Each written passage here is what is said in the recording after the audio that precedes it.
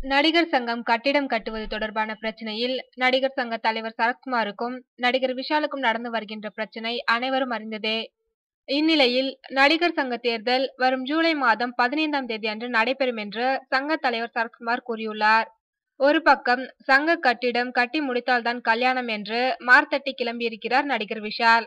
மறுபக்கமோ சங்க கட்டிடம் தற்போது கட்ட முடியாது என்று கூறி வருகிறார் தலைவர் சரத்குமார்.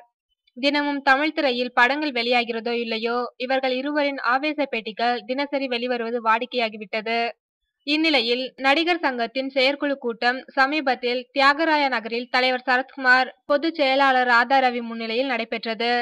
பல்வேறு நடிகர் நடிகையர் உறுப்பினர்களாக கலந்து கொண்ட இந்த கூட்டத்தில் இரு முக்கியமான முடிவுகள் எடுக்கப்பட்டுள்ளன.